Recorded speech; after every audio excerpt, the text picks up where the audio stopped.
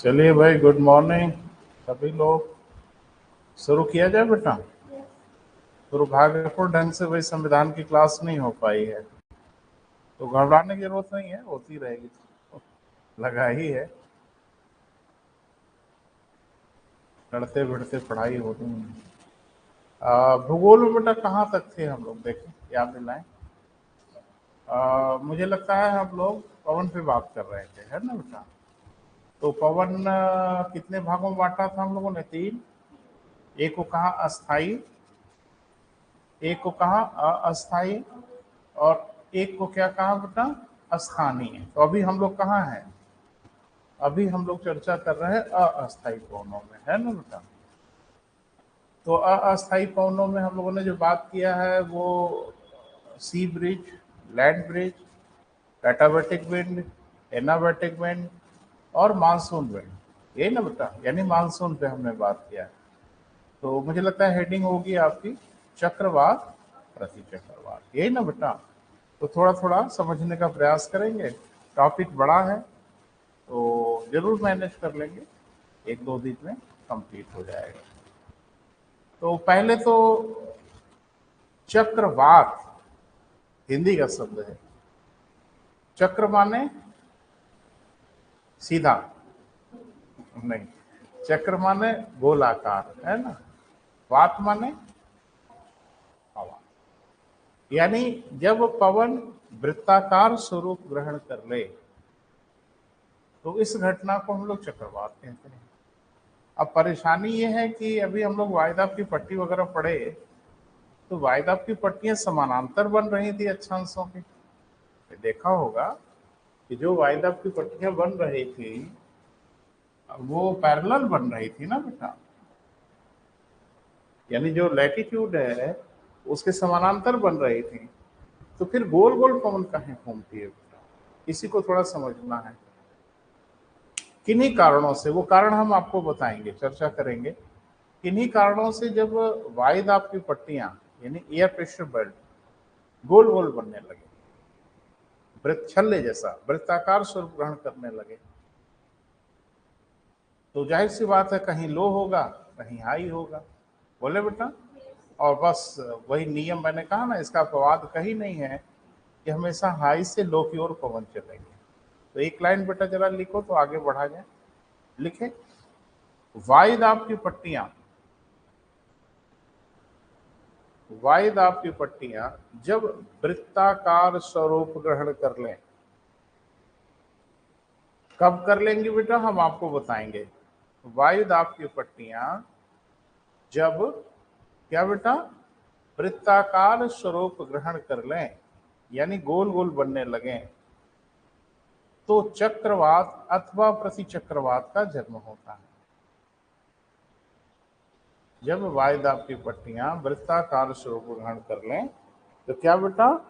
चक्रवात अथवा प्रति चक्रवात का जन्म होता है। चक्रवात को इंग्लिश में कहते हैं बेटा साइक्लोन, और प्रति चक्रवात को इंग्लिश में कहते हैं एंटी साइक्लोन, यानी साइक्लोन का उल्टा। अब जरा ध्यान से सुनो मैंने क्या कहा है। मैंने ये कहा कि जब वायुदाब की पट्टियां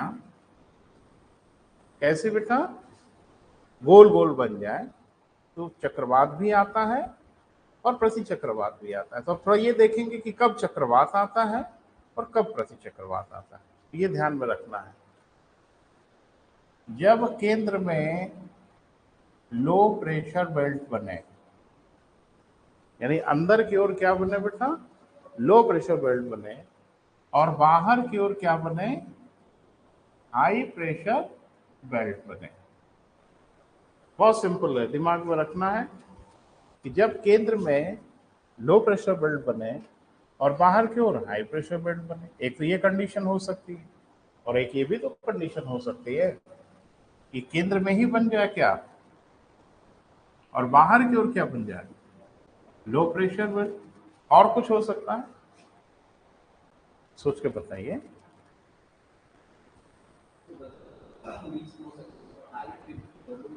हाँ वो चलेगा, वो जैसे क्रमागत तो हो ही सकता है, फिर आगे कुछ और लो हो जाए और लो हो जाए, ये सब चलेगा। और एक बात हमेशा दिमाग में रखिए कि लो प्रेशर और हाई प्रेशर कोई प्रेशर नहीं होता। लो और हाई एक सापेक्षक शब्द है। कितने को लो बोलोगे आप? कोई लो नहीं होता। 10 मिली बार है, अब 10 मिली बार को लो बोलोगे कि हाई बोलोगे? नहीं, हम कुछ नहीं बोलेंगे भाई, पहले आसपास का माहौल देखेंगे तब ना बोलेंगे। आसपास कहीं 2 मिली बार है तब तो 10 मिली बार हाई हो गया, बोल नहीं रहे। और आसपास कहीं 100 मिली बार है तो फिर 10 मिली बार लो हो गया। कुछ चीजें होती है ना बेटा जो एब्सोल्यूट नहीं होती, तो हम लोगों की गलतफहमी होती है कि कुछ चीजें एब्सोल्यूट होती हैं। जैसे ठंडा और गर्म एब्सोल्यूट नहीं होता। जैसे किसी चीज को हम ठंडा कहते हैं या किसी चीज को गर्म कहते हैं, तो एब्सोल्यूट फेनोमेना थोड़ी होती। किसको गर्म कहोगे आप? कुछ गर्म नहीं है। डिपेंड ये करता है कि आप किसके सापेक्ष बात करते हो। जैसे एक उदाहरण आपको बताएं, आपको थोड़ा बढ़िया समझ में आएगा। जैसे हैंडपंप का पानी, हैंडपंप समझते हो? तो हैंडपंप का जो पानी होता है वो ठंडा होता है कि गर्म होता है? तो बड़ी मजेदार बात है कि गर्मी में हमको वो ठंडा लगता है और ठंडक में पानी गर्म होता है ना? बोलते हैं हम लोग कि हैंडपंप का ताज़ा ताज़ा पानी अब मई जून में अगर निकालो तो एकदम से मज़ा ही आ जाता है, और जाड़े में जनवरी वनवरी में भी मज़ा आ जाता है, तो भाप वाप निकलती रहती है। उसका टेम्परेचर कांस्टेंट रहता है, उसका टेम्परेचर घटता बढ़ता नहीं है। बस परेशानी ये होती है कि बाहर जब 42 डिग्री हो जाता है ना तो 24 डिग्री ठंडा लगता है, बोल नहीं रहे। और बाहर जब 5 डिग्री हो जाता है ना तो वही 24 डिग्री फिर गर्म लगने लगता है। तो ठंडा और गर्म भी सापेक्षिक शब्द है, लंबा नाटा भी सापेक्षिक शब्द है। हाँ, कोई लंबा नहीं होता। जैसे आप कहेंगे नहीं नहीं सर काहे लंबे लोग होते, अरे भैया नाटे अगर नहीं है तो फिर लंबे कोई हो ही नहीं सकता, क्योंकि आप किसी के सापेक्ष है। जैसे मैं एक उदाहरण बताऊं, यहाँ जिनकी हाइट 6 फीट के आसपास होती है इंडिया में, उसको हम लोग मानते हैं कि अच्छी हाइट है, बोल नहीं रहे। और थोड़ा इतरा उतरा के चलते हैं कि बढ़िया हाइट है। आप यूरोप में चले जाओ, बच्चियों की हाइट 6 फीट 2 इंच 3 इंच होती है, तो वहां तो शर्मा जाओगे आप। आपसे लंबी वहां बच्चियां हैं, बच्चों की तो बात ही छोड़ दें। तो लंबा और नाटा, छोटा बड़ा, हाई लो, कम ज्यादा, ये सब कुछ सापेक्षिक शब्द है बेटा। जब हम समुद्र में चलेंगे तो पढ़ेंगे गर्म समुद्री धारा और ठंडी समुद्री धारा। कौन गर्म और कौन ठंडी? कोई गर्म नहीं, कोई ठंडी नहीं। हो सकता है 10 डिग्री को गर्म कहें हम लोग, मैंने 10 डिग्री टेम्परेचर जिस समुद्री धारा का हो उसको गर्म कह दें, और जिसका 22 डिग्री टेम्परेचर हो उसको ठंडी कह दें। ये तो डिपेंड करता है कि किस इन्वायरमेंट में बात करते हैं। ऐसे ही बेटा लो प्रेशर और हाई प्रेशर कोई एब्सोल्यूट चीज नहीं होती। अब यहां जो भी होगा उसकी तुलना में अगर यहां ज्यादा हुआ तो हाई हो गया, इसकी कोई वैल्यू थोड़ी बता दी। अब 100 डिग्री गर्म है कि ठंडा है, अरे कुछ नहीं बोल सकते भाई। किसके सापेक्ष बोल रहे हो? 200 डिग्री के सापेक्ष बोलोगे तो 100 डिग्री तो ठंडा ही है। मेरी बात समझ रहे हैं? तो हाई लो भी कोई एब्सोल्यूट क्वांटिटी नहीं है बेटा, ये रिलेटिव है। अगर कोई हाई है तो उससे अगर जरा भी वाइड कहीं कम हुआ तो लो हो गया। जैसे 1000 मिली बार है तो 900 मिली बार लो हो गया, कहीं 600 मिली बार है, कहीं 700 मिली बार है तो 700 ही हाई हो गया। अभी 800 को लो बोला था आपने और 700 को हाई बोल रहे हो। तो ये ध्यान रखना बेटा, बहुत जरूरी है कि लो और हाई कोई एब्सोल्यूट फेनोमेना नहीं होती, तुलनात्मक होती। जब मैंने आपको पढ़ाया था वायुदाब की पट्टी, तो मैंने कहा था कि दो उच्च वायुदाब की पट्टी के बीच में एक निम्न वायुदाब की पट्टी स्वाभाविक है, नेचुरल है। दो हाई अगर हुआ तो बीच में उतना हाई तो होगा नहीं, सवाल ही नहीं उठता, क्योंकि वहां हवाएं उतर रही है, यहां तो उतर नहीं रही, तो डेफिनेटली वहां से कम होगा, इसलिए लो बोल देते। मेरी बात समझ पा रहे हैं? तो ये हाई लो का कोई मतलब नहीं। हाँ बिल्कुल बेटा सही बताएं कि वायुदाब की जो पट्टियां होती हैं, हम तो दो दिखाए हैं आपको समझाने के लिए ना, ये कई रिंग फॉर्मेट में हो सकती है। जैसे यहां से धीरे धीरे थोड़ा हाई हुआ, फिर थोड़ा हाई हुआ, फिर थोड़ा हाई हुआ, फिर यहां सबसे हाई हो गया, आगे भी लो हो सकता है। लेकिन हम ये दिखा रहे हैं कि इधर की ओर हाई है और इधर की ओर लो, ये दिमाग में रखें।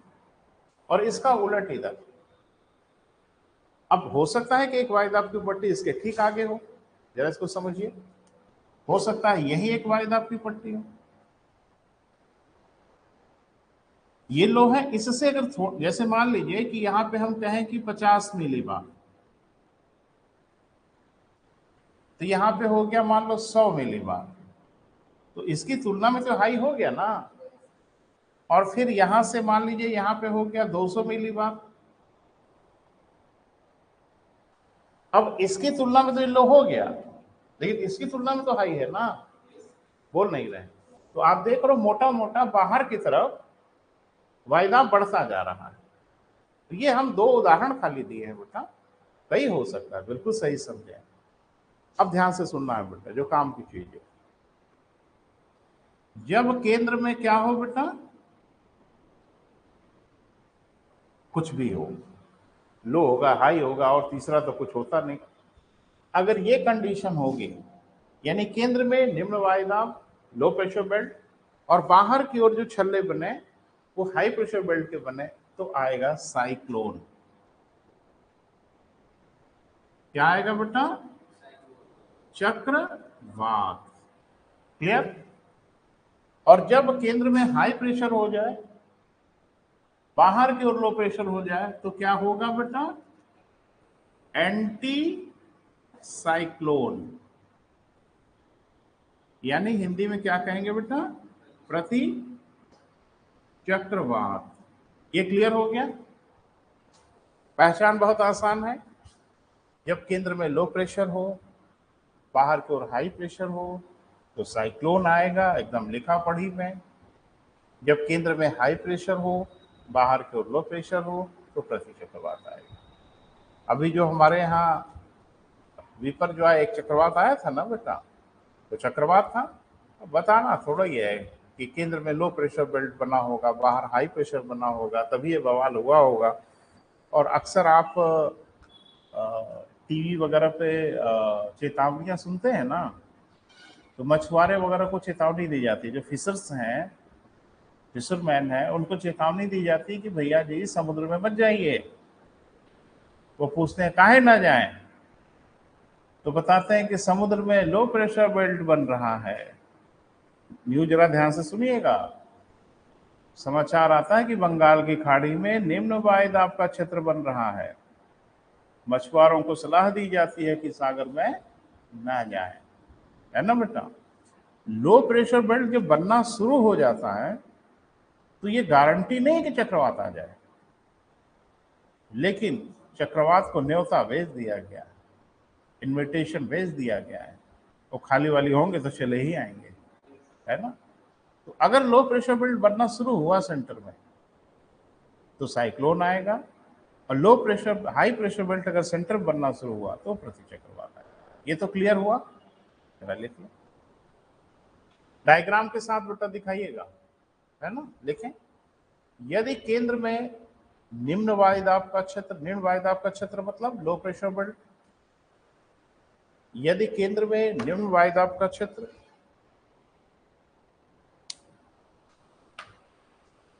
तथा बाहर की ओर उच्च वायुदाब का क्षेत्र बने, तो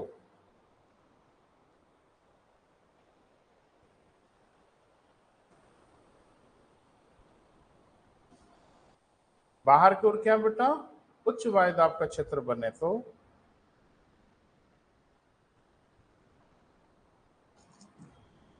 चक्रवात।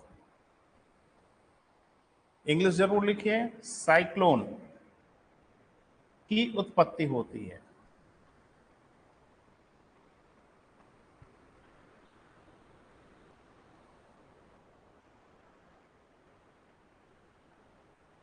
एक छोटा सा डायग्राम से भी दिखा दो बेटा, है ना।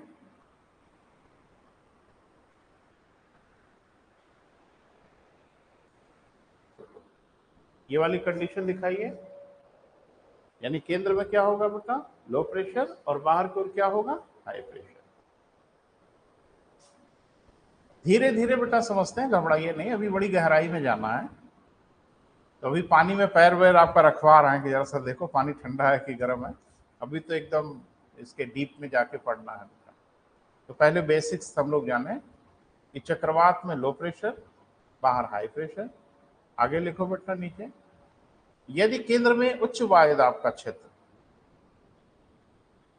यदि केंद्र में क्या बेटा, उच्च वायु दाब का क्षेत्र तथा बाहर की ओर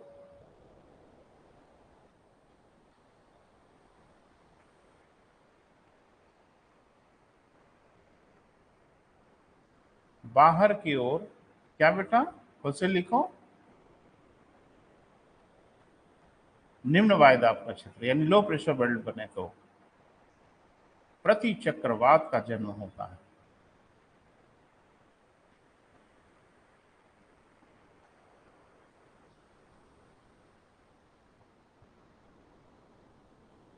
ये क्लियर हुआ बेटा,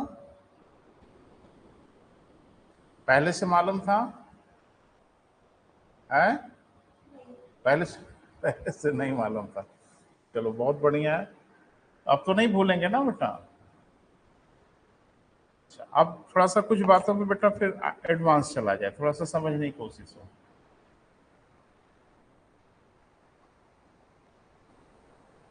हवाएं गोल गोल घूमती हैं भाई, ऐसी बात है, गोल गोल घूमती है तभी तो नाम चक्रवात रखा, या प्रति चक्रवात। चक्रवात तो है ही है, चाहे उसके साथ प्रति जोड़िए और चाहे ना जोड़िए, चक्रवात तो दोनों में है ना बेटा, एक खाली चक्रवात है, एक प्रति चक्रवात है, तो चक्रवात शब्द तो दोनों में कॉमन है ना, और दोनों में अगर कॉमन है तो एक प्रॉपर्टी कॉमन होगी कि पवन गोल गोल घूमेंगे। वो जैसे दीपावली में पटाखा छोड़ते हो ना, चरखी या क्या, गोल गोल घूमती है, तो ऐसे ये गोल गोल घूमती है। अब एक बड़ी भारी परेशानी है कि गोल गोल घूमती हैं तो काहे घूमती हैं, एक तो इसका जवाब ढूंढना है, गोल काहे घूमती हैं, गोल तो नहीं घूमना चाहिए। दूसरा ये कि इनकी गति अलग अलग काहे होती है। अरे बेटा आप कल्पना नहीं कर सकते हो, इनकी गति बहुत ज्यादा भी होती है। पीपर जॉय जो आया था ना, वो तो बच्चा था, इनके बाप दादे हैं, 300 350 किलोमीटर की स्पीड हो जाती है। फिर इनको हम लोग सुपर साइक्लोन कहते हैं, और ये साइक्लोन आदमी छोड़ दो, गाड़ी वाड़ी ठोक के वहां में उड़ती हुए नजर आती हैं। मैंने बताया था ना, अरे छप्पर और झोपड़ी और पेड़ों की तो बात छोड़ दें, कंक्रीट के घरों को तहस नहस कर देते हैं, खत्म कर देते हैं। जैसे आप देखते हैं ना, एक माली होता है ना, एक कैंची उठाता है तो झाड़ियों की वो ट्रिमिंग करता है, हेज बनाता है एक साइज में, तो क्या करता है, उसमें जो थोड़ी बड़ी बड़ी निकली होती है उनको काटता है, और एकदम सुंदर सा एक साइज में सब हेज आपको दिखती है। ये नेचर की कैंचियां हैं, ये जब निकलती है ना तो पूरे इलाके को एक साइज में करती है, मजाक नहीं कर रहे हैं, पूरे इलाके को एक बराबर कर उखाड़ पखाड़ के रख देती है, पूरा इलाका ही ध्वस्त कर देती है, और देखोगे 2.5-3 फीट से ज्यादा का कोई स्ट्रक्चर नजर नहीं आएगा। ये बड़ी भयावह आपदा है बेटा प्रकृति की, बस सौभाग्य है कि हम लोग इससे बचे हैं। हिमालय अपने प्यार से अपनी गोद में छुपा के बैठा है, सबको धमकाता कि इधर आना मत, कोई आता नहीं। ये तो हम लोग की जगह मिली है बेटा, लेकिन दुनिया कुछ जगहों पे इसे बड़ी भयानक आपदा है। तो दो बातों पर बेटा फोकस करना है। पहला ये कि पवन गोल गोल घूमती है, और गोल गोल अगर घूमती है तो किधर घूमती है, कि जिधर मन करे उधर ही घूम जाती है। जैसे अभी आपके यहाँ जो चक्रवात आया, कल को परीक्षा में पूछे इसमें पवन किधर से किधर घूम रहे हैं। अब परेशानी है कि आपने अखबार पढ़ा है, आपने न्यूज़ पढ़ा है, आपने समाचार पढ़ा है, सब कुछ पढ़ा है, कहीं ये नहीं बताया गया। तो कह देगा कि क्लॉकवाइज डायरेक्शन में घूमी, एंटी क्लॉकवाइज डायरेक्शन में घूमी, रैंडम घूमी। रैंडम माने जिधर मन करे उधर ही घूम जाती हैं, इनका कोई सुनिश्चित पैटर्न नहीं होता, तो तकलीफ में डाल देंगे आप। हमेशा ध्यान रखना कि चक्रवात की गति कौन निर्धारित करता है, ये पहले देखेंगे हम लोग, फिर देखेंगे हवाएं किधर से किधर घूमती है। तो एक नोट बना लो।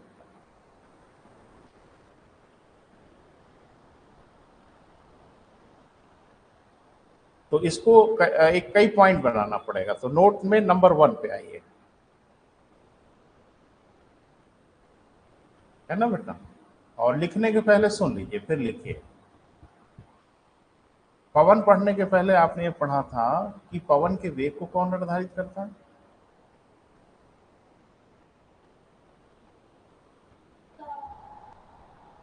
है?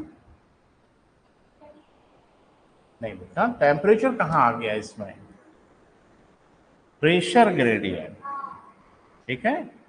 टेम्परेचर की बात हीट उट पढ़ेंगे हम लोग तब आएगी। यहाँ पे क्या है बेटा? दाब प्रवणता। दाब प्रवणता का अर्थ भी मैंने बताया था कि दो स्थानों के बीच में दाब का अंतर जितना अधिक होगा, पवन का वेग उतना अधिक होगा। दाब का, अरे आप देखते हो ना हमारे यहाँ कभी कभी हम लोग पेड़ों को ऐसे देखते हैं कि अरे चल रही हवा कि नहीं चल रही है। देखो पत्ता हिला तो बताते हैं हाँ हाँ चल रही है, लेकिन महसूस नहीं हो रही है। और कभी तो पेड़ ही हिलडुल के बता देता है और उखड़ उखड़ के बता देता है कि हम चल रहे हैं। आखिर हो क्या जाता है भैया? ये सारा खेल किसका है बेटा? वायुदाब के अंतर का। क्लियर है? तो पहला कि पवन के वेग को कौन निर्धारित करता है बेटा? अब इस स्थान और इस स्थान के बीच में वायुदाब का अंतर जितना अधिक होगा, बोल नहीं रहे? अरे अंतर तो है ही है, लो और हाई है। तो मैंने कोई एब्सोल्यूट क्वांटिटी तो नहीं लिखा। अरे 9 और 10 हो सकता है तो भी कोई लो कोई हाई हो जाएगा।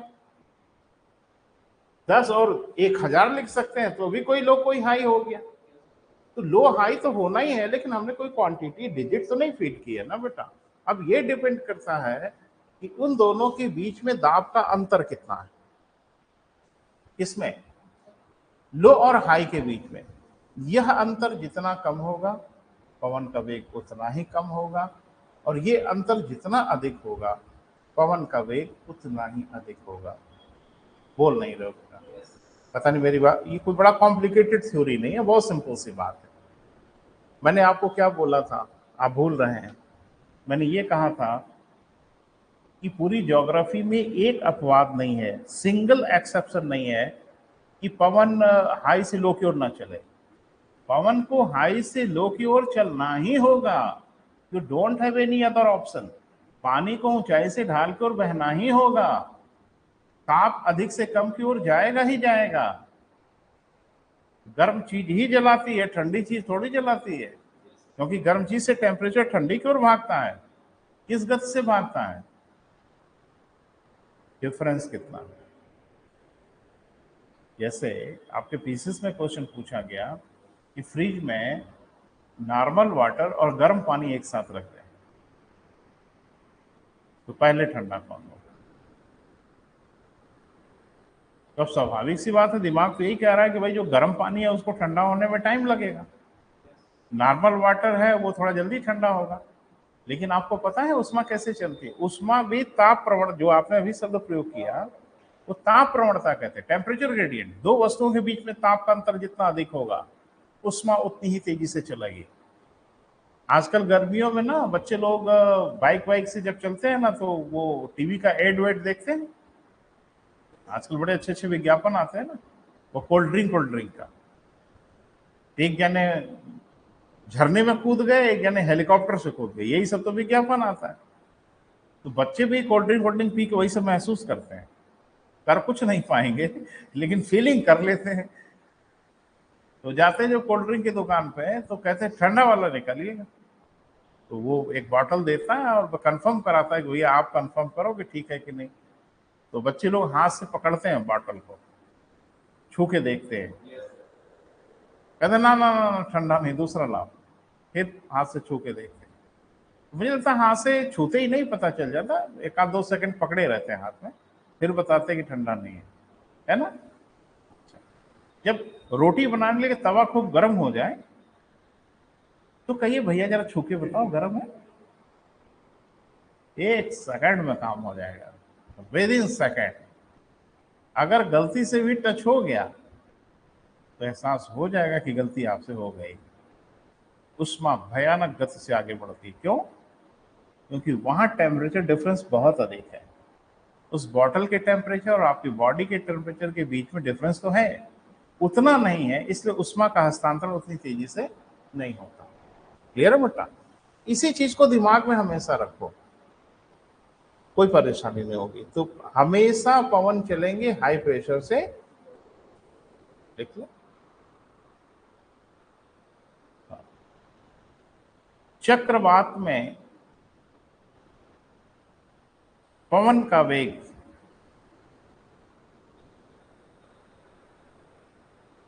दाब के अंतर पर निर्भर करता है। पवन का वेग किस पे बेटा? दाब के अंतर पर निर्भर करता है।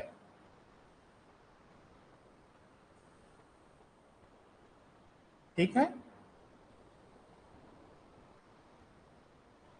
अभी उसी में आगे लिखना है बेटा। दाब का अंतर जितना अधिक होगा,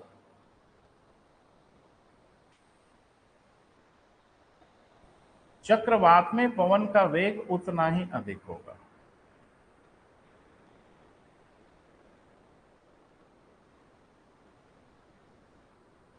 ठीक है, बड़ा रिस्पांस करते चलो बेटा। बहुत आराम से मैं बात इसलिए कर रहा हूं ना बेटा कि कहीं कोई तकलीफ ना होने पाए, और अभी हम लोग बहुत अच्छे से सब कुछ क्लियर कर लेंगे। अब थोड़ा सा दाब को किनारे करिए और हम आपको समझाते हैं, उसको समझने की कोशिश करिए। इसको हम मिटा देना बेटा।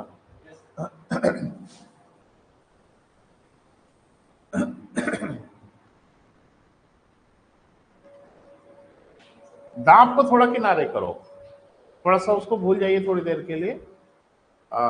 पानी को दिमाग में रखते हैं और ऊंचाई को दिमाग में रखते हैं। तो आपको पता है कि पानी हमेशा ऊंचाई से ढाल कर बहेगा। अरे कुछ आना बोलिए। और पानी का जो प्रवाह होगा, बहने की गति होगी, वो निर्धारित होगी उन दो स्थानों के बीच में ऊंचाई का कितना अंतर है। हाँ या ना? फिर से मैं बोल रहा हूं, फिर से सुन लीजिए। पानी हमेशा ऊंचाई से ढाल कर बहेगा, ये तो तय है। लेकिन पानी किस वेग से बहेगा वो डिपेंड करेगा कि उन दो स्थानों के बीच में ऊंचाई का अंतर कितना है। हाँ या ना? चलिए थोड़ा देख लीजिए। जैसे मान लीजिए कि कोई स्थान है 5 मीटर ऊंचा, है ना बेटा, और कोई स्थान है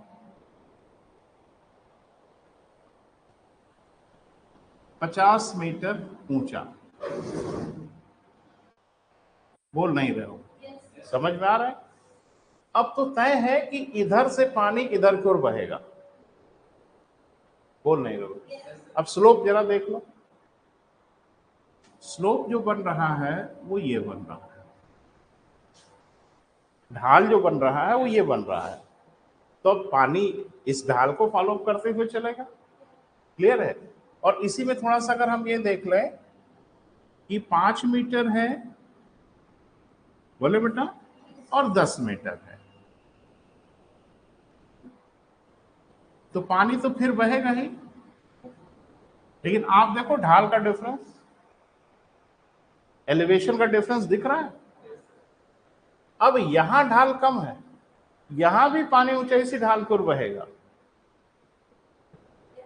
बहना तो है ही है। यहां भी ऊंचाई का अंतर है, पानी यहां भी ऊंचाई से ढाल कर बहेगा, लेकिन मुझे लगता है आप समझ रहे हैं कि कहां तेजी से बहेगा। तो बस जहां पे आपने हाइट लिखा है वहीं पे आप दाब लिख लो, बात बन जाएगी। कहीं 5 मिली बार है, कहीं 10 मिली बार है। बोल नहीं रहे? तो पवन हमेशा 10 मिली बार से किधर चलेगा? 5 मिली बार। स्लोप आप देख ही रहे हो, पवन का स्लोप दिखता नहीं, लेकिन हम डायग्राम से आपको दिखाने की कोशिश कर रहे हैं कोरिलेट करके। अब यहां पे देखो, अरे यहां कुछ दिख रहा है? यहां पे 50 मिली बार मानो और 5 मिली बार मानो। अब डिफरेंस कितना हो गया? 45 मिली बार का डिफरेंस हुआ। बोल नहीं रहे? और यहां डिफरेंस कितना है? 5 मिली बार। तो इससे तो कई गुना तेज वहां पे पानी बहेगा और पवन भी चलेंगे। मेरी बात समझ पा रहे हैं?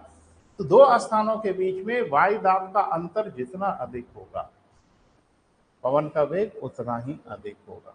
ये मैंने आपको समझाया है हाइट को उदाहरण देकर के, कि हाइट के माध्यम से आप बेहतर समझ सकते हैं, जो मुझे लगता है आपने समझा होगा। लेकिन एक चीज पे नोटिस नहीं किया होगा, इन दोनों के बीच की दूरी भी मायने रखती है। इसको भी दरकिनार नहीं किया जा सकता। अब थोड़ा देखो एक खेल और,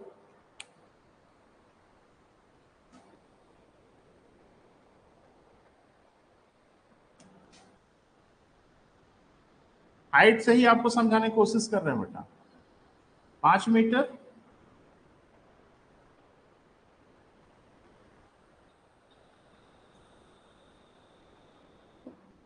10 मीटर, है ना? कहानी दिख रही है।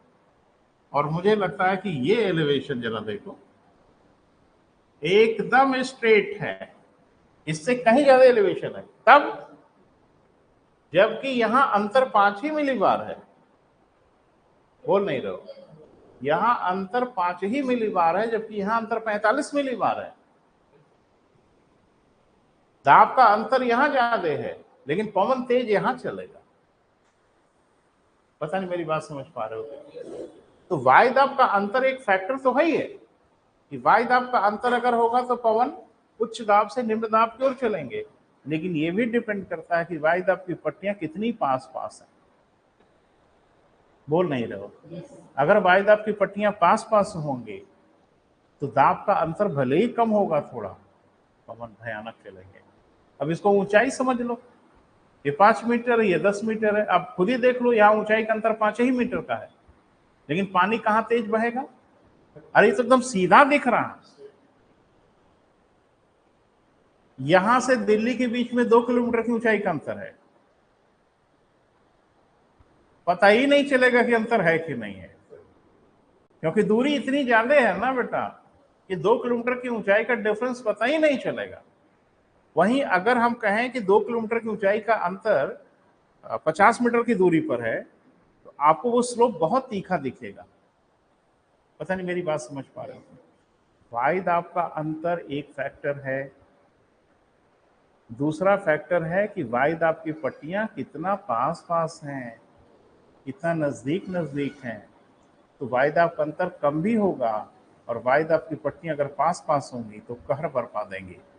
दिख ही रहा है आपको। वायु दाब का अंतर भले बहुत ज्यादा हो और वायु दाब की पट्टियां अगर बहुत दूर दूर हैं, तो पवन का वेग उतना तीव्र नहीं हो पाएगा। तो अब इसमें दो फैक्टर मिलके काम करेंगे, वायु दाब का अंतर भी ज्यादा हो और वायु दाब की पट्टियां अगर पास पास हो, तो फिर तो सोने पे सुहागा, कहर बरपा देंगी ये। पता नहीं मेरी बात समझ पा रहे हो कि नहीं? वायु दाब का अंतर कारण है बेटा, अभी आपने लिखा है, लेकिन एक कारण और भी है कि वायु दाब की पट्टियों के बीच का डिफरेंस कितना। हाइट से मैंने आपको बहुत बढ़िया से समझाया, ऊंचाई से मैंने आपको बढ़िया समझाया, कि आप देख रहे हो यहां भी ऊंचाई का अंतर तो कुल मिला जुला के 5 ही मीटर का है, देखो, लेकिन इनके बीच की दूरी बहुत कम है, और यहां तो 45 मीटर का डिफरेंस है। बोल नहीं रहे? या 45 मिलीबार कह लो, या जो भी कह लो, डिफरेंस है। लेकिन यहां दूर दूर है ना बेटा, तो एलिवेशन कम हो जाएगा। ये तो थोड़ा ज्योमेट्री का भी मामला है, थोड़ा गणित का मामला है, तो समझ पा रहे हैं? तो पहला फैक्टर तो आपने लिख लिया कि चक्रवात में पवन के वेग को निर्धारित कौन करता है बेटा? वायु दाब का अंतर, दाब प्रवणता एक फैक्टर है। लेकिन एक फैक्टर और भी है जिसे हम लोग ध्यान नहीं दे पाते, वो फैक्टर ये है कि वायु दाब की पट्टियों के बीच का डिफरेंस कितना है ना? दूसरा लिखो, लिखें, यदि वायु दाब की पट्टियां पास पास हो तो, यदि वायु दाब की पट्टियां क्या बेटा पास पास हो,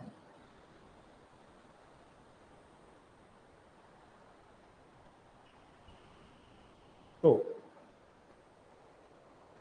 पवन का वेग तीव्र हो जाता है।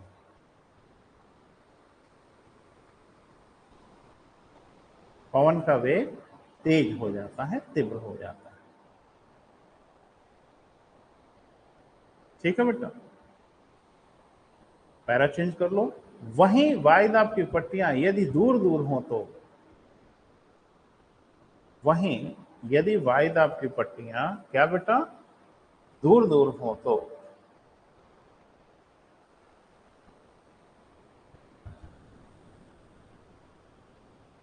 वायुदाब का अंतर अधिक होने पर भी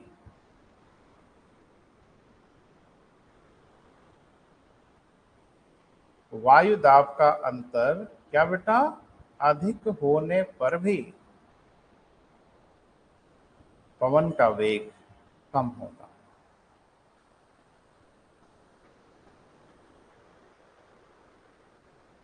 पवन का वेग क्या होता है बेटा, कम। तो अब पवन तेज चलने की कंडीशन दो दिख रही है, बोले बेटा। पहले तो एक ही कंडीशन थी हम लोगों की, अब दो कंडीशन है। पहली कंडीशन कि दाब प्रवणता ज्यादा हो और वायुदाब की पट्टियां पास पास हो तो पवन बहुत भयानक फैलेंगे। कभी कभी उल्टा पुल्टा हो जाता है, वायुदाब का अंतर तो ज्यादा होता है लेकिन वायुदाब की पट्टियां दूर दूर होती हैं, मजा नहीं आता।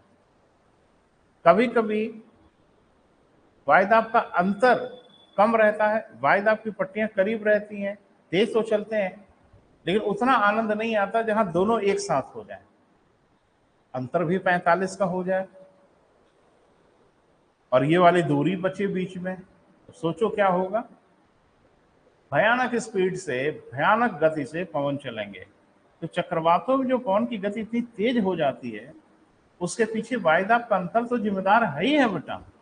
उससे कहीं जिम्मेदार होता है कि जो गोलाकार पट्टियां बनती हैं वो एकदम करीब करीब करीब करीब बनने लगती है, बस एक्सेलरेट हो जाती है। ये क्लियर हुआ? कोई भ्रम हो तो बात करो, अभी मैं खड़ा हूं सामने। पवन के वेग को निर्धारित दो फैक्टर करेगा, वायुदाब का अंतर और वायुदाब की पट्टियों के बीच की दूरी।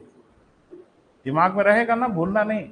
और एक बात हमेशा, वायुदाब की पट्टियों के बीच की दूरी भी कम मायने नहीं रखती, देख ही रहे हो आप। अंतर कम होना है लेकिन फिर भी करीब होने के बाद इनसे तेज पवन यहां चल रहे हैं, इनसे तेज पानी यहां बहेगा, हाँ या ना? कोई डाउट नहीं है ना बेटा? आगे बढ़े, चले। अब एक चीज बताओ कि चक्रवात अगर आएगा तो कहीं तो आएगा, कहाँ आएगा? चंद्रमा पे, मंगल मंगल पे? अरे बाढ़ में जाए, चंद्रमा पे आए, हमसे क्या लेना देना है। धरती पे आएगा तो धरती पे कहीं ना कहीं तो आएगा ना। थोड़ा ध्यान से सुनो,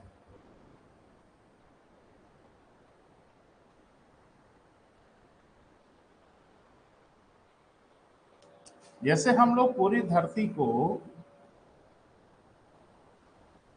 दो गोलार्ध में बांट लेते हैं ना बेटा, एक को हम लोग बोलते हैं क्या, नॉर्दर्न हेमिस्फेयर, और एक को बोलते हैं southern hemisphere, southern hemisphere. Clear है?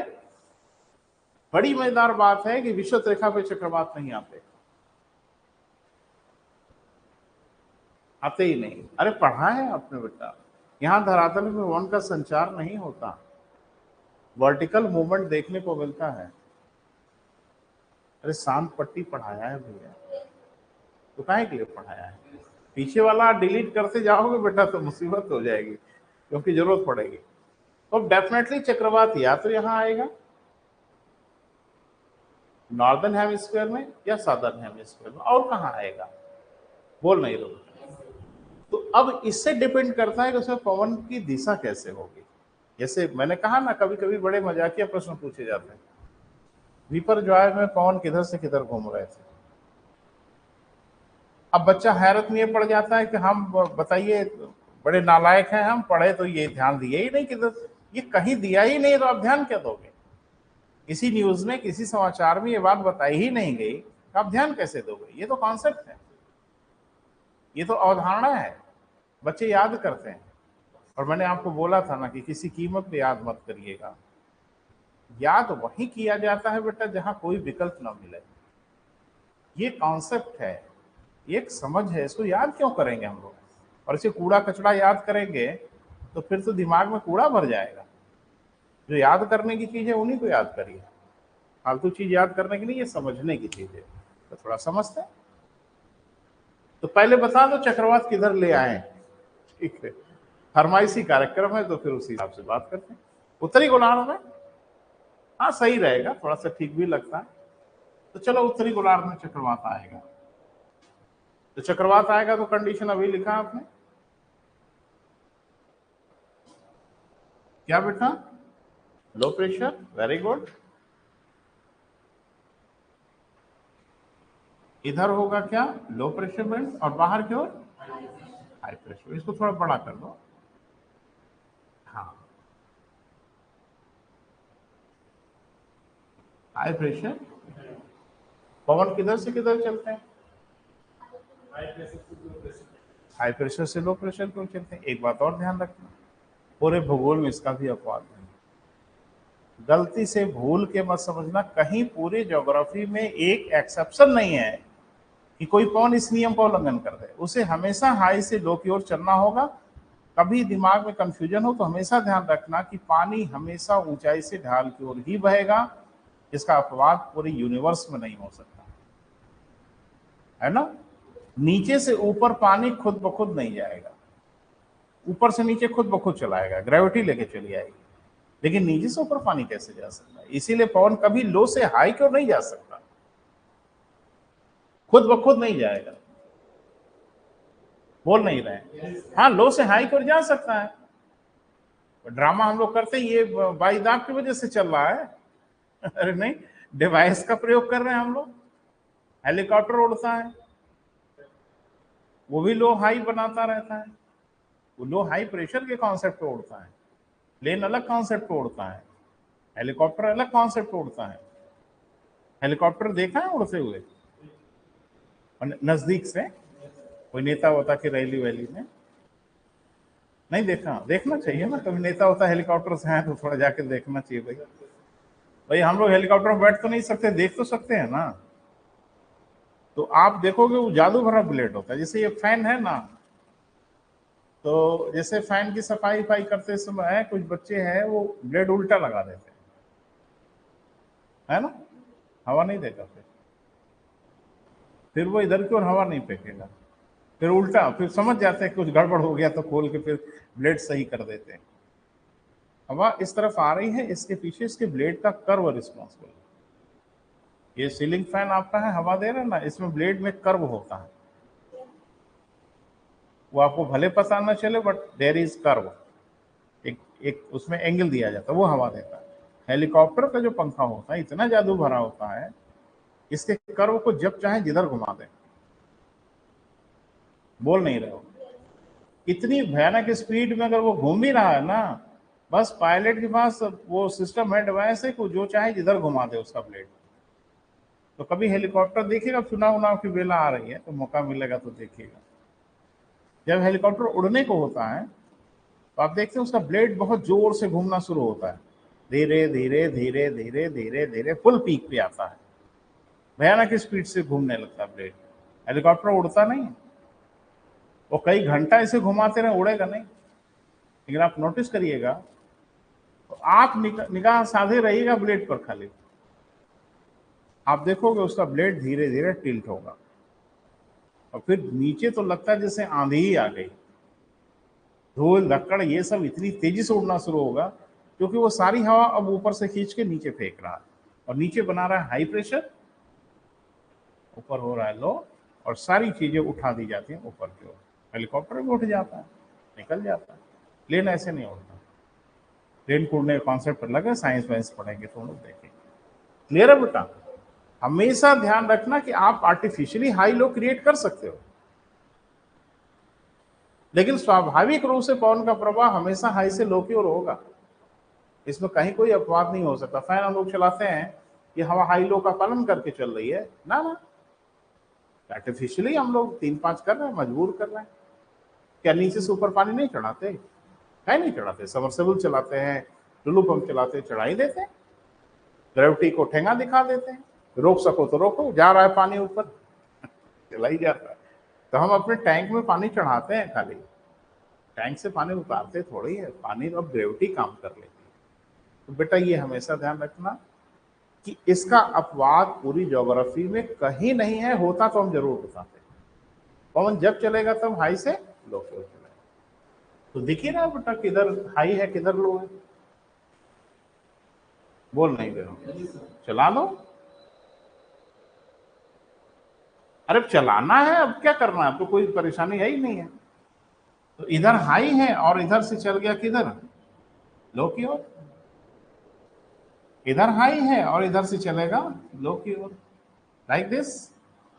हाँ या ना कुछ बोलिए ना भैया जी। चल गया। ये तो लग रहा है सब जा जाके एक दूसरे से लड़ जाएंगी, ये गोल गोल कहां घूमने लगती है। देखने कहा लड़ेंगे तो इधर उधर घूमेंगी, नहीं इधर उधर नहीं घूमेंगे। बीपर ज्वाय में हवाएं किधर किधर घूमी थी हम लिख के दे रहे हैं, वैसे ही घूमी होगी। वो चाहे दे और चाहे न दें, चाहे अखबार में छापें, चाहे न्यूज में बोलें ना बोलें। और बीपर ज्वाय तो आ चुका है, हम तो आगे आने वाले का भी बता देंगे किधर से किधर, आप भी बता दोगे। तो ध्यान रखना। एक चीज भूल गए आप, कोरियालिस बल और फेरल का नियम भूल गए आप। मैंने ये भी कहा था कि पूरी ज्योग्राफी में इसका भी अपवाद नहीं है, इसका भी एक्सेप्शन नहीं है बेटा। तो ये अपने मार्ग से किधर घूमेगी, नहीं बेटा। एंटी क्लॉक क्लॉक कभी बोलने की जरूरत नहीं है, हम कुछ बताने की कोशिश कर रहे हैं वो जान लीजिए। ये अपने मार्ग से दाहिनी ओर घूमेगी, क्योंकि कौन सा हेमिस्फीयर है, उत्तरी गोलार्ध। उत्तरी गोलार्ध में किधर से किधर दाहिने ओर। अब इसका दाहिना तो समझ में आ रहा है, ये भागेगी सीधा नहीं दाहिने, लेकिन खींची जाएगी केंद्र की ओर। लो प्रेशर है तो भाग के कहां जाएंगे, लेकिन ये दाहिने ओर घूम के जाएगी, सीधा नहीं जा पाएगी। और ये भी दाहिने ओर घूम के जाएगी, दाहिने ओर घूम के जाएगी। तो भैया जी थोड़ा सा इधर आइए, ये सारी हवाएं कुछ इस तरह से चल रही हैं, बोले बेटा।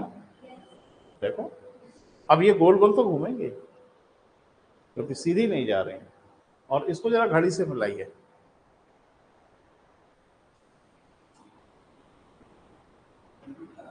Anti clockwise. बच्चे याद करते हैं, बेड़ा गर्क आपका जरूर होगा एक बार, क्योंकि आप कंफ्यूज जरूर करोगे और भूलोगे तो काम हो जाएगा। और अगर नहीं भूलोगे तो और बड़ा अपराध कर रहे हो, क्योंकि आप पूरा दिमाग यहाँ लगा रहे हो। ये दिमाग लगाने की चीज है, ये समझने की चीज है।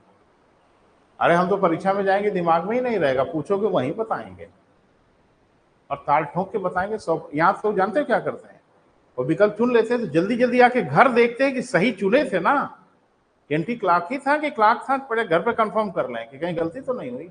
गलती होगी क्या, किसी कीमत पे गलत नहीं होगा। एकदम निश्चिंत हो गए घर आइए, आपका उत्तर सही है। तो ध्यान रखना, यदि चक्रवात उत्तरी गोलार्ध में आएगा, और अभी जो आया था किस गोलार्ध में आया था, अभी जो साइक्लोन आया था किस गोलार्ध में आया था, उत्तरी में आया था ना, बताने की आवश्यकता नहीं है।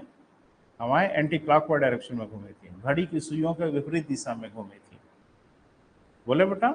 इसको हम लोग क्या कहते हैं, कभी कभी वामावर्त भी कहते हैं, दक्षिणावर्त वाम। जिस घड़ी की ओर खड़े हो जाओ तो सुई इधर की ओर घूमती है, बोल नहीं रहा। तो क्लॉकवाइज को हम लोग क्या बोलते हैं, दक्षिणावर्त।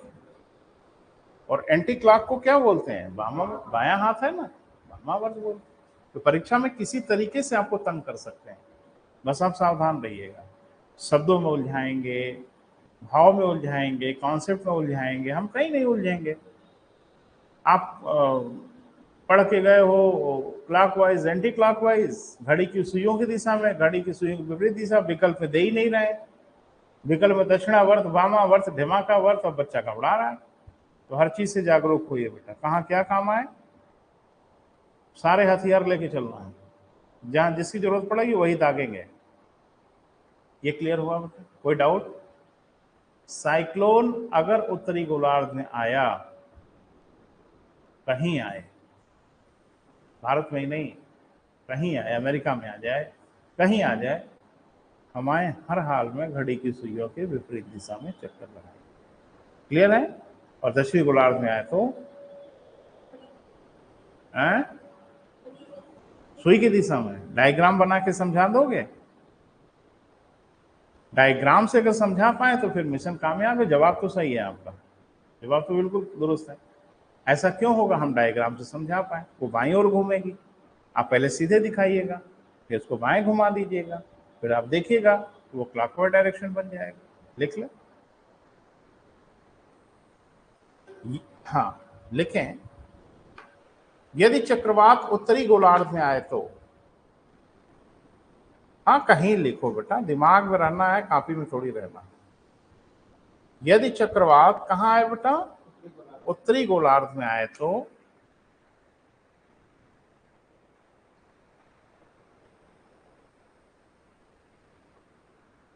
तो पवन घड़ी की सुइयों के विपरीत दिशा में।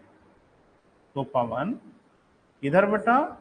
घड़ी की सुइयों के विपरीत दिशा में। विपरीत माने एंटी क्लॉकवाइज। घड़ी की सुइयों के विपरीत दिशा में, एंटी क्लॉकवाइज या वामावर्त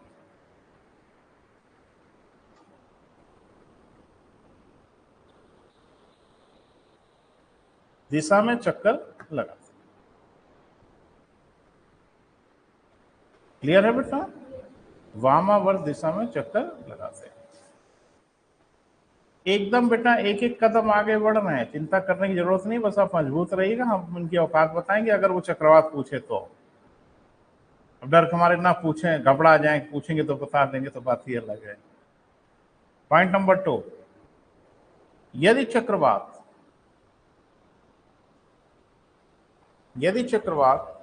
दक्षिणी गोलार्ध में आए तो, यदि चक्रवात किधर बेटा? दक्षिणी गोलार्ध। दक्षिणी गोलार्ध माने सादर्न हेमिस्फेयर। तो पवन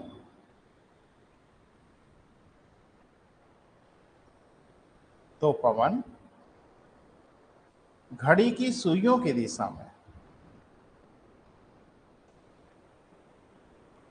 तो पवन किधर बेटा?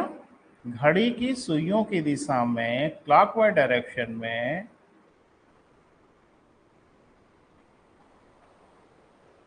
दक्षिणावर्त दिशा में। सब लिख डालो। चक्कर लगाते हैं। क्लियर है बेटा? तो चक्रवात में क्लियर हो गया, उत्तरी गोलार्ध में एंटी क्लॉकवाइज और दक्षिणी गोलार्ध में क्लॉकवाइज डायरेक्शन में। अब थोड़ा प्रति चक्रवात को भी डिकोड कर लिया जाए। तो इसमें किधर किधर घूमेंगे? क्या वैसे ही रहता है कि कुछ उल्टा पुल्टा रहता है? तो अब एक लिखते हैं नेक्स्ट पॉइंट, यदि प्रति चक्रवात उत्तरी गोलार्ध में आए तो, उसी में पॉइंट बना के लिखते चले जाओ बेटा। यदि प्रति चक्रवात किधर बेटा? उत्तरी गोलार्ध में आए तो नहीं, रुक जाओ। लिखाने के लिए तो एक शब्द है, लिखा देंगे काम हो जाएगा, लेकिन काम हमेशा के लिए हो जाए तो बेहतर है।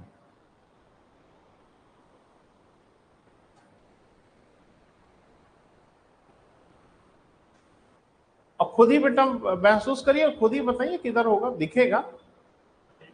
तो प्रति चक्रवात में क्या होता है बेटा? केंद्र में हाई प्रेशर होता है, बोल नहीं रहे। और बाहर की ओर क्या होता है? लो प्रेशर बेल्ट होता है। अब ये दिखाना है कि आ किधर रहा है, तो हम यहां दिखा दें 0 डिग्री। तो 0 डिग्री का मतलब नॉर्दर्न हेमिस्फीयर हो गया। पवन हाई से लो की ओर चलते हैं, बाहर को निकलेंगे, ऐसे जा पाएंगे? नो। कोरियोलिस बल और फेरल का नियम इनके ऊपर भी लगे। इनको उत्तरी गोलार्ध में अपने रास्ते से दाहिनी ओर घूमना होगा, तो घुमा दो दाहिनी ओर भैया। घूम गए दाहिनी ओर। आप बोलो ये क्या है? Clockwise direction. लिख लो। देखो इसको याद भी कर सकते हो आप, मुझे पता है याद करने में महारत हासिल है आपको, धोखा हो जाएगा किसी दिन। ये सब बकवास की चीजें याद वाद नहीं की जाती। बेवजह टेंशन लेके गए, मालूम चला परीक्षा में पूछा ही नहीं। लिखो, सेंटेंस पूरा करो। यदि पति चक्रवात उत्तरी गोलार्ध में आए तो पवन घड़ी की सुइयों की दिशा में, पवन किधर बेटा? घड़ी की सुइयों की दिशा में। घड़ी की सुई की दिशा मतलब क्लॉकवाइज डायरेक्शन में चक्कर लगाते हैं। ठीक है, नेक्स्ट पॉइंट, दक्षिणी गोलार्ध में प्रति चक्रवात आए तो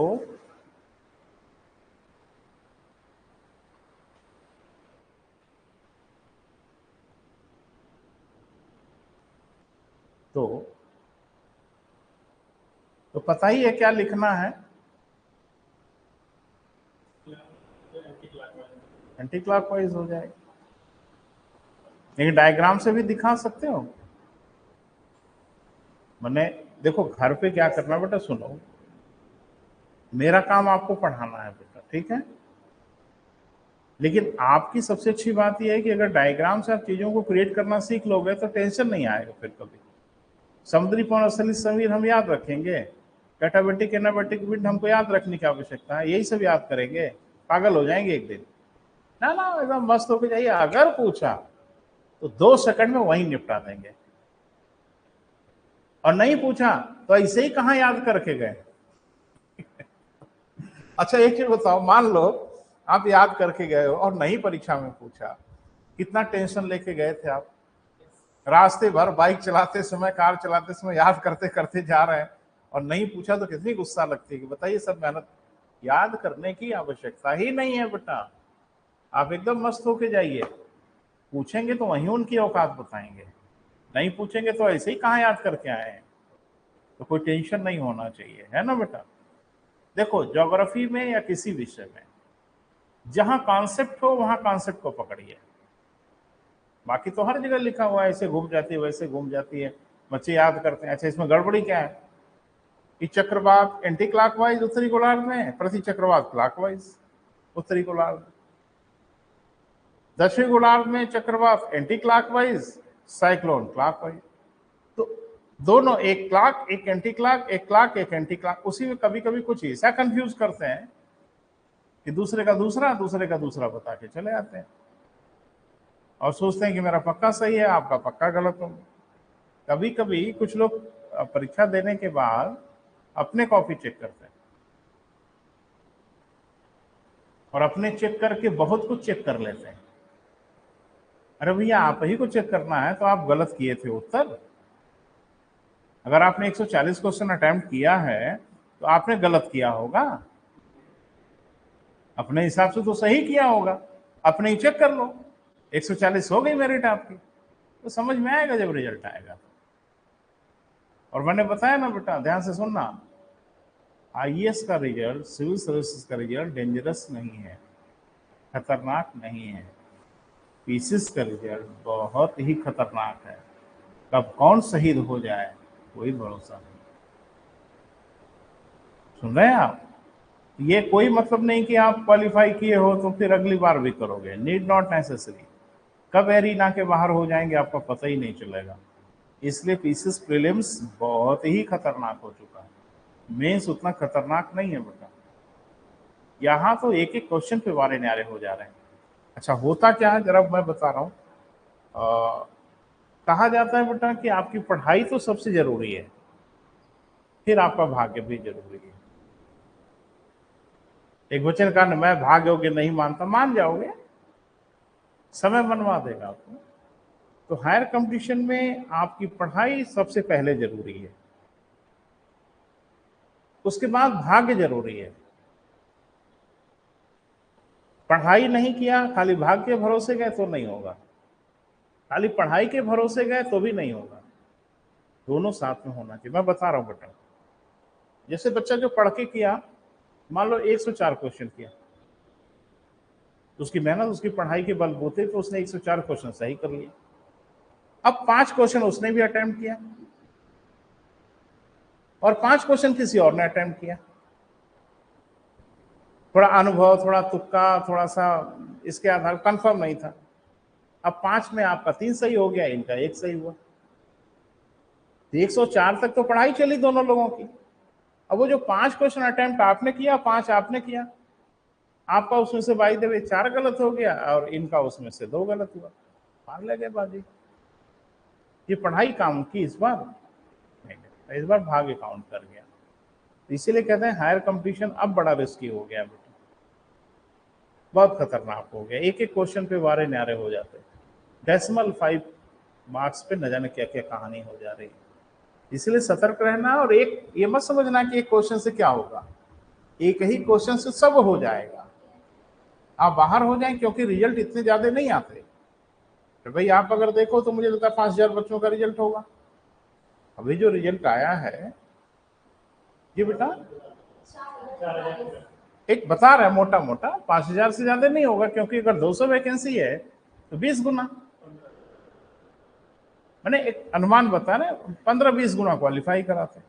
तो अगर 200 वैकेंसी है तो अधिक से अधिक 4000 क्वालिफाई कराएंगे, उससे ज्यादा क्वालिफाई कराएंगे, बोल नहीं रहे। और 15 गुना अगर क्वालिफाई करे तो 3000, ये रिजल्ट है। अब मुझे बताइए कि 7 लाख 8 लाख बच्चे परीक्षा दे रहे हैं, उसमें से 3000 4000 को छांट लोगे आप, कौन बेस्ट है?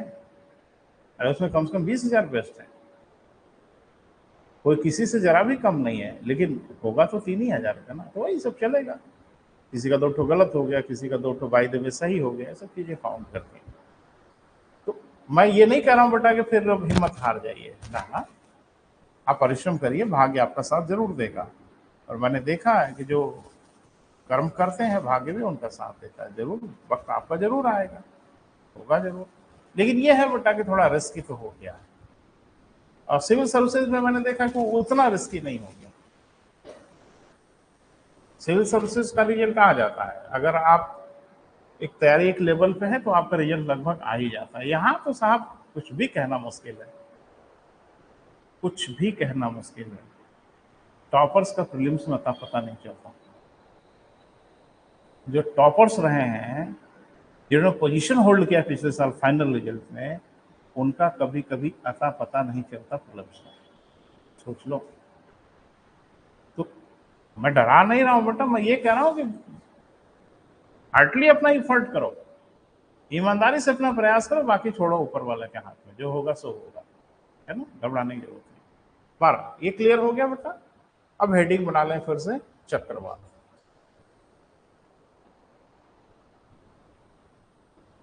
फिर से हेडिंग बनाइए चक्रवात। तो चक्रवात का तो सारा आइडिया आपको लग ही गया कि लो प्रेशर होगा, हाई प्रेशर होगा, प्रेशर डिफरेंस मायने रखेगा, प्रेशर डिफरेंस की पट्टियां कितनी करीब करीब हैं, पास पास हैं, ये मायने रखेगा, कई चीजें मायने रखती हैं। अब ध्यान से सुनना, जो चक्रवात होते हैं इनको निर्माण के आधार पर फिर 2 भागों में बांटते हैं। अब थोड़ा सा मामला टिपिकल होगा, माने अब थोड़ा सा गहनता की ओर बढ़ेंगे, तो लिखें निर्माण के आधार पे अथवा स्थान के आधार पर। निर्माण के आधार पे अथवा किसके बेटा, स्थान के आधार पर चक्रवातों को 2 भागों में बांटा जाता है। दो भागों में बांटा जाता है।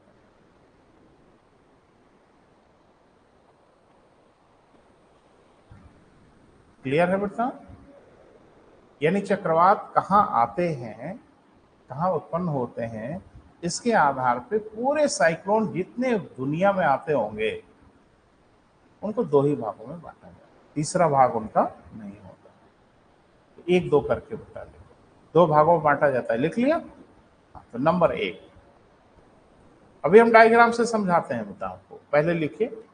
नंबर 1, उष्णकटिबंधीय चक्रवात,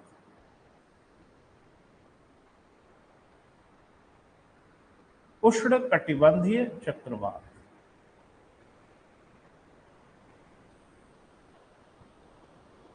क्या कहते हैं बेटा? उष्णकटिबंधीय चक्रवात। इंग्लिश में भी लिखेंगे ना कोई नाम, तो इंग्लिश में कहते हैं इनको ट्रॉपिकल साइक्लोन। क्या कहते हैं बेटा? Tropical cyclone. लिख रहे हैं बोर्ड पे।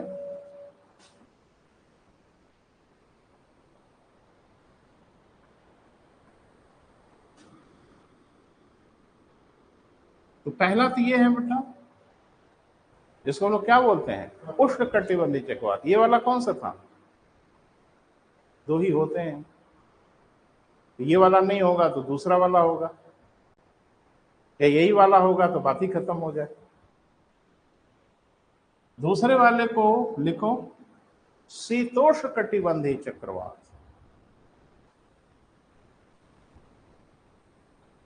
दूसरे वाले को क्या कहते हैं बेटा? शीतोष्णकटिबंधीय चक्रवात। मैं बोर्ड पे लिख रहा हूं इंग्लिश में बेटा।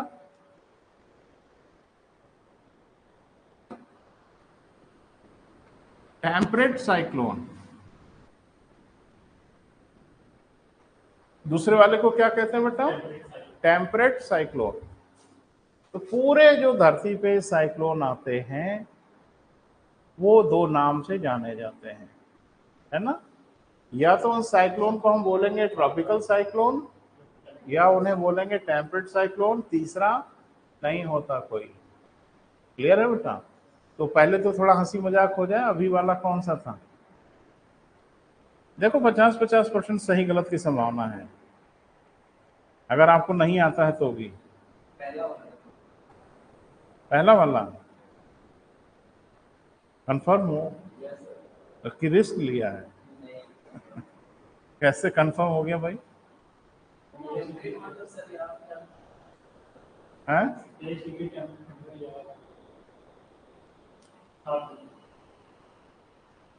जो कटिबंध होते हैं ज्योग्राफी में, उसका आइडिया है आपको? अरे बाप रे। चलो ठीक है, तो एक नोट बना के पहले उसको क्लियर करेंगे तब इसको लिखेंगे। तो थोड़ा देख लो, जैसे पूरी धरती है ना बेटा, तो इसको हम लोगों ने कहा था 0, इसको कहा था 23.5 डिग्री, इसको कहा था 23.5 डिग्री, इसको कहा था 66.5 डिग्री, इसको भी कहा था क्या बेटा? 66.5 degree. This is 90 degree and this is 90 degree. बस अंतर यह है कि इन लोगों के साथ लगेगा नॉर्थ और इन लोगों के साथ लगेगा साउथ। लैटिट्यूड वही रहेगा। अब जरा देखो, ये जो एरिया है ये, इसको ज्योग्राफी में कहा जाता है ट्रॉपिकल जोन। क्या कहा जाता है बेटा? ट्रॉपिकल। क्लियर है? और ये दोनों एक ही जैसा है, जिसको हम लोग क्या बोलते हैं बेटा? Temperate zone.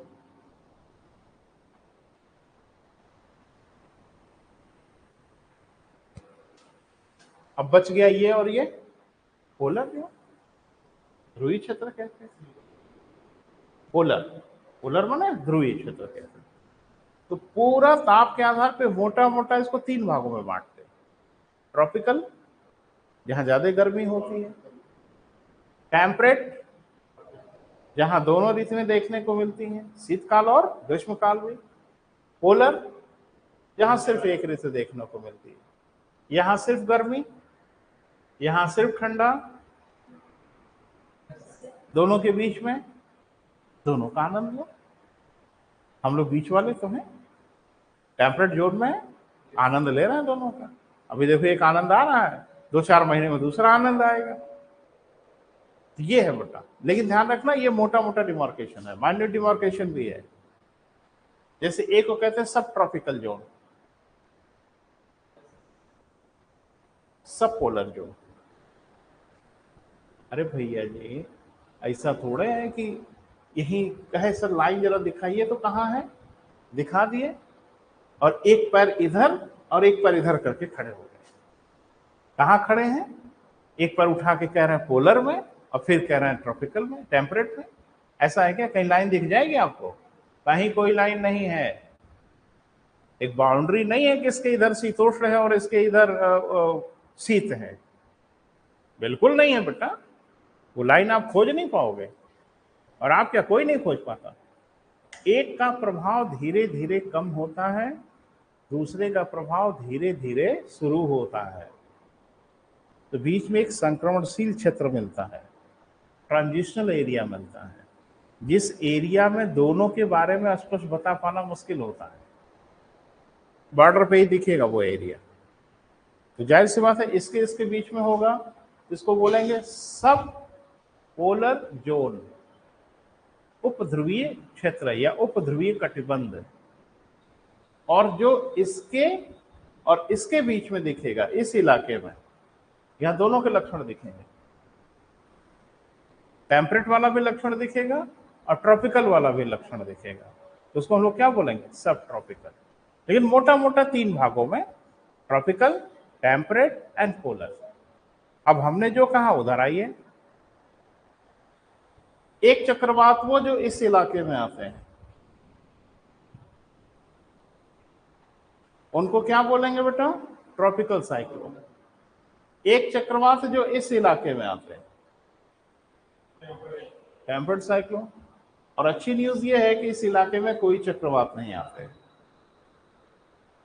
पोलर रीजन में कोई साइक्लोन नहीं आते। तो चक्रवात पूरी धरती पे 2 ही इलाके में आते हैं, या तो उष्णकटिबंधीय होगा या तो शीतोष्णकटिबंधीय होगा। अब यहां से तरह तरह से घेरते हैं, आपको मुश्किल प्रश्न थोड़ी पूछते हैं, समझ वाला प्रश्न पूछते हैं। देखो पूछ लें। अरे भाई अनुमति हो तो पूछे, आप तो अनुमति ले लेके पूछते हैं भाई। धरती के सबसे बड़े क्षेत्रफल पे कौन से चक्रवात आते हैं?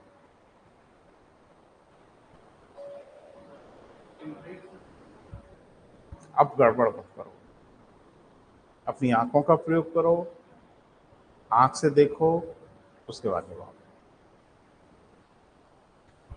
ये जो, अरे एक बात मुझे बताओ, एक बाल आप ले लो, उस बाल का इतना इलाका निकाल दो क्षेत्रफल, तो फिर उस बाल में क्या बचेगा? कुछ नहीं बचेगा।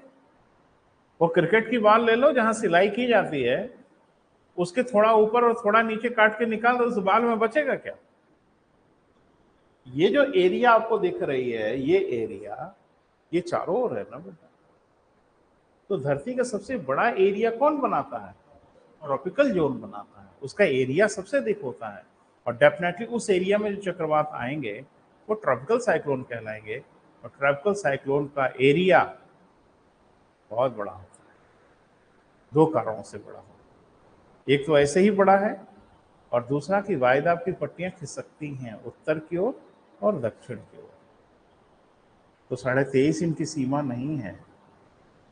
जब वायुदाब की पट्टियां नॉर्थ की ओर, नॉर्थवर्ड शिफ्ट होती, एक दिन बात हुई थी आपसे, तो ये फिर यहां तक चले आते हैं।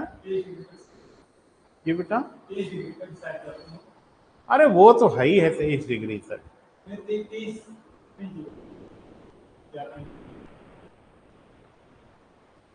नहीं नहीं, ऐसा कुछ नहीं है।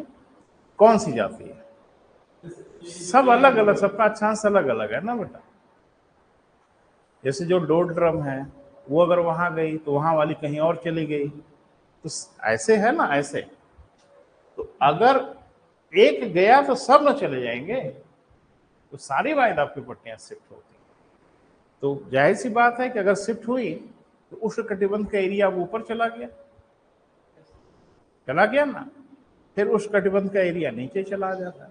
तो चूंकि इनका एरिया उत्तरायण और दक्षिणायन होने की वजह से उत्तर और दक्षिण की ओर होता रहता है, इसलिए भी इनका एरिया बड़ा हो जाता है। तो धरती के सबसे बड़े, यही पूछा एक बार, विश्व के सबसे बड़े क्षेत्रफल पे कौन से चक्र, अच्छा परीक्षा में दिख जाता है तो ऐसे होश भागता हो जाता है। यहाँ तो हम लोग बोलते रहते हैं तो इधर से उधर पल्ले ही नहीं पड़ता। एग्जामिनेशन में आ गया कि ट्रॉपिकल साइक्लोन, अब भाग खड़े होते हैं, अरे बाप रे ये कौन सा परमाणु बम फूट गया। ट्रॉपिकल साइक्लोन माने जो उस इलाके में आता, तो सबसे बड़े एरिया में आता। दूसरी बात कि दोनों के जन्म लेने के कारण अलग अलग। दोनों चक्रवातों के पैदा होने के कारण पृथक पृथक हैं बेटा, अलग अलग कारण है। कारण भी पूछता, उष्णकटिबंधों चक्रवातों के उत्पन्न होने का क्या कारण है? वही कारण शीतोष्ण का नहीं है, और जो कारण शीतोष्ण है वो उष्ण का नहीं। दोनों के कारण जुदा जुदा है। वैसे सबसे बदमाश होते हैं उष्णकटिबंध वाले, गुंडा टाइप के होते है ना। माने दादागिरी करते हुए आते हैं और तबाही मचा के चले जाते हैं, और इस वायदे के साथ फिर आएंगे, रोक सकना तो रोक लेना। ये तो दादागिरी है साहब, आते हैं बर्बाद करते हैं और कह के जाते हैं फिर आएंगे, और रोक सकना तो रोक लेना, नहीं रोक पाते। शीतोष्ण वाले बेचारे वो बदमाश ज्यादा नहीं होते, यानी वो तबाही ज्यादा नहीं होते, क्योंकि उसमें पवन का वेग ज्यादा नहीं होता, उनकी दिशा भी फिक्स होती है, उनका डायरेक्शन भी फिक्स होता है। और ये उष्ण वाले इतने बदमाश हैं कि कब किधर शिफ्ट कर जाए कोई भरोसा नहीं। आपने देखा ये जो विपर्जॉय है, उसको आपने अगर देखा होगा तो ये जा रहा था इधर, सीधे पाकिस्तान पे हमला करने की तैयारी में था, लेकिन अचानक ये मुड़ गया इधर, बढ़ रहा था, अनुमान लग रहा था उधर निकल रहा, अचानक शिफ्ट हो गया। और इधर वाले तो इधर बढ़ जाते हैं। अरे बंगाल की खाड़ी में जो आता है वो उड़ीसा आदि के तटों पे हमला बोलता है, वो किधर जा रहा है।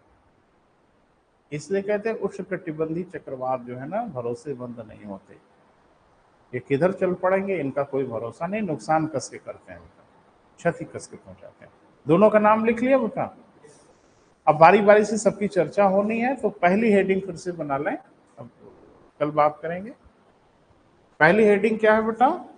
उष्णकटिबंधी चक्रवात, ट्रॉपिकल साइक्लोन। विस्तार से पढ़ेंगे बेटा आज यहीं तक।